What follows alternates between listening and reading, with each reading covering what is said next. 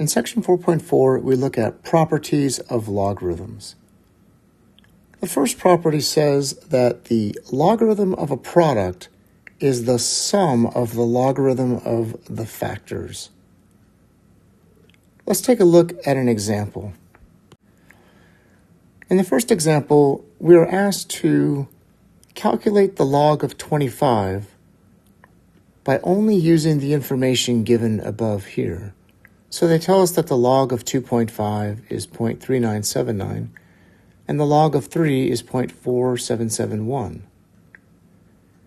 So how can we calculate the log of 25 using only this information? We can start by rewriting the log of 25 as the log of the quantity 10 multiplied by 2.5. Because we know that 10 times 2.5 is 25. But now we have the log of a product of two numbers. Using the property above, we can rewrite this as the log of 10 plus the log of 2.5. But we know the log of 10 is 1. And the reason the log of 10 is 1, remember, is that this logarithm is a base 10 logarithm, right? So remember, log of 10 really means log base 10 of 10. And this is equal to 1. This is a previous property of logarithms. And then we are adding that to the log of 2.5, which they tell us is 0.3979. And so 1 plus 0.3979 is 1.3979. For the next one, we're asked to calculate the log of 75.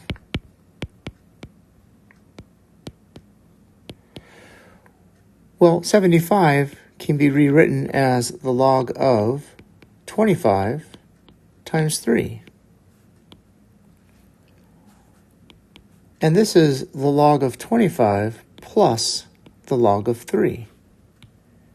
And remember, we know what the log of 25 is now. We just figured that out. So we can use that number here. And then we're going to add to that the log of 3, which they tell us up above is 0.4771. Adding these two numbers together, we get 1.8750.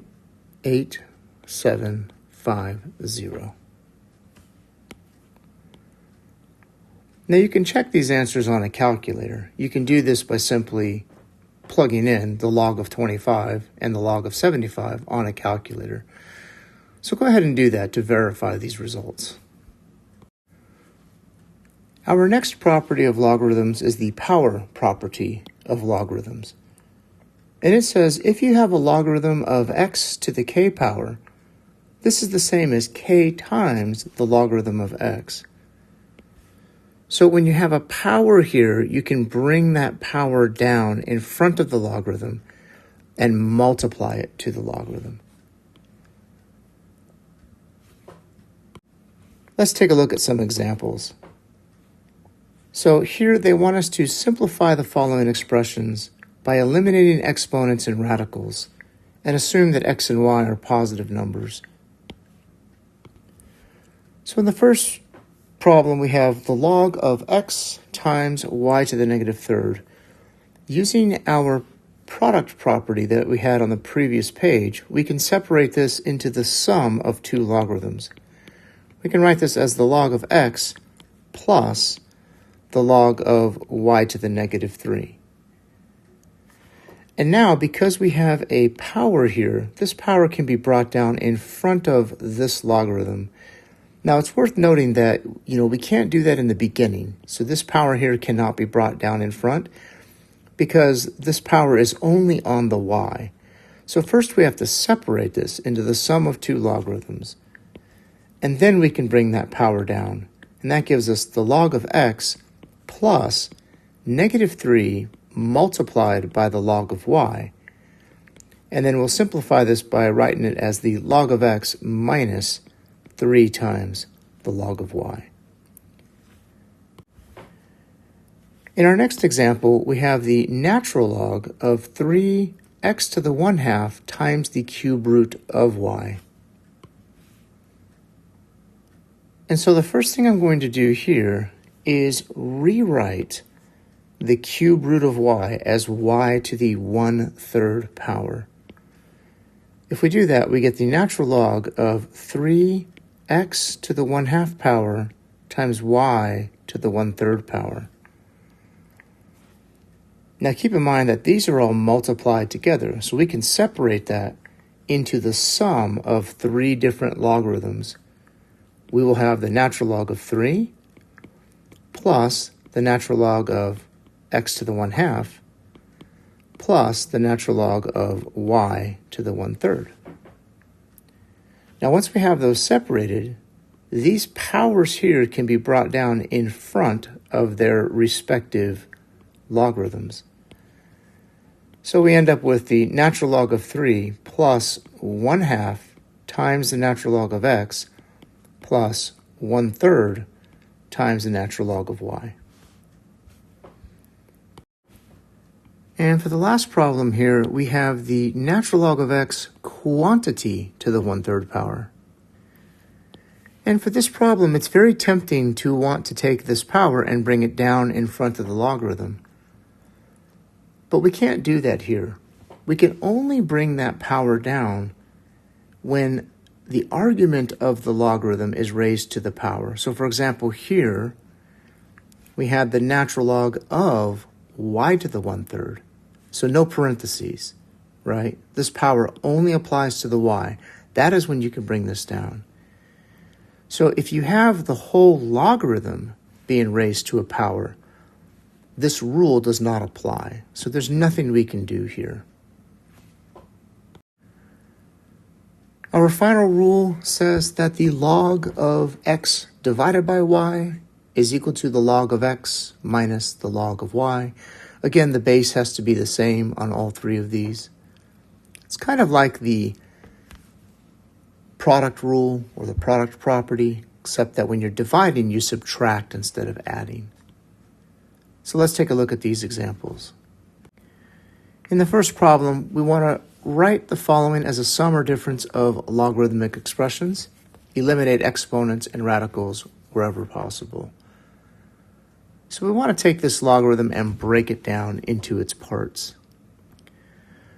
So the first thing that we can do here is we can write this as the log of the numerator minus the log of the denominator. And so I'm applying this property here. Now we can break it down further because we have a product here. So this can be rewritten as the log of x cubed plus the log of y squared, and then minus the log of 100.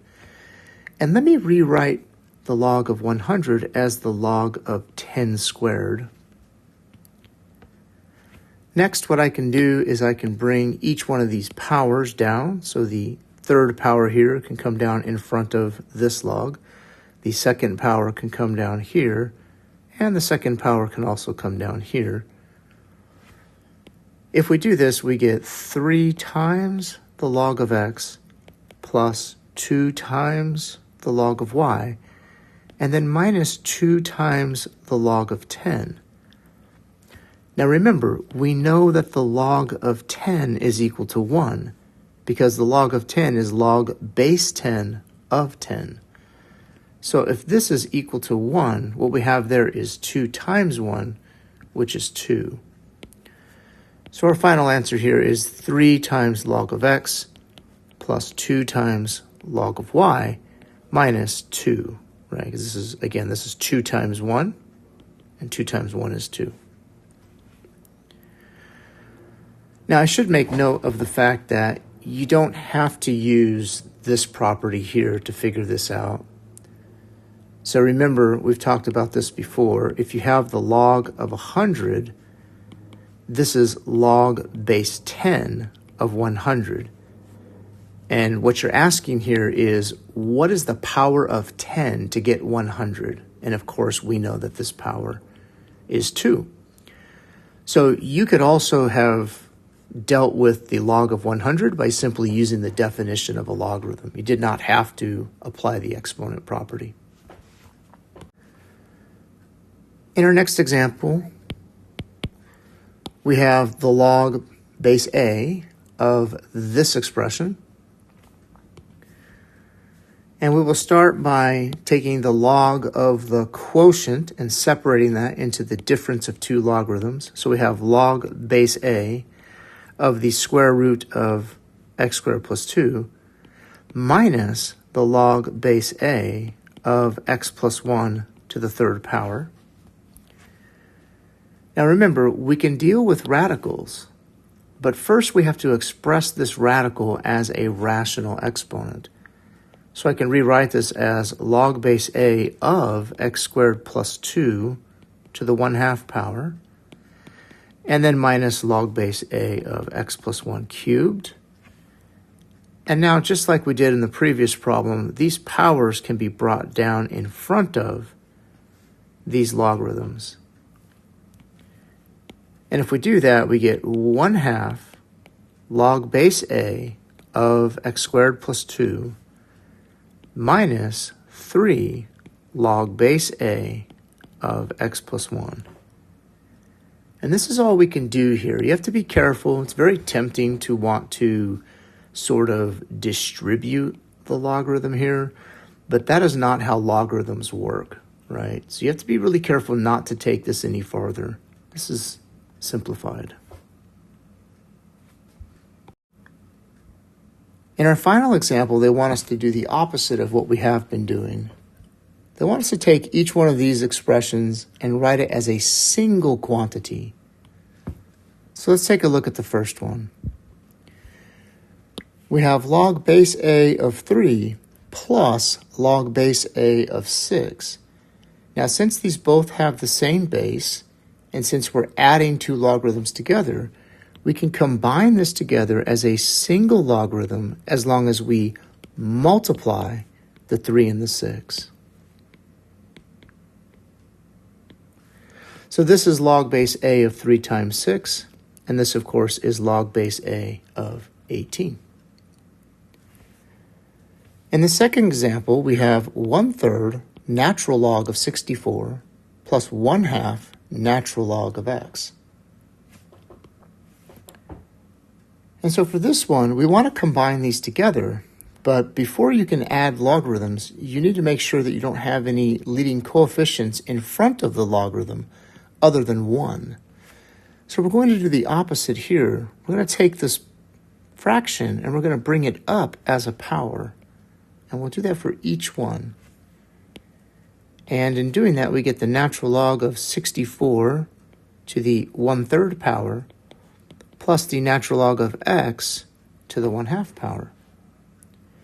Now let's remember that 64 to the 1/3 power is the same as the cube root of 64, and the cube root of 64 is 4. And so this first term here simplifies to 4, and then we have plus the natural log of x to the 1/2. You could leave your answer like this, or you can rewrite it as 4 plus the natural log of the square root of x. Either way is fine.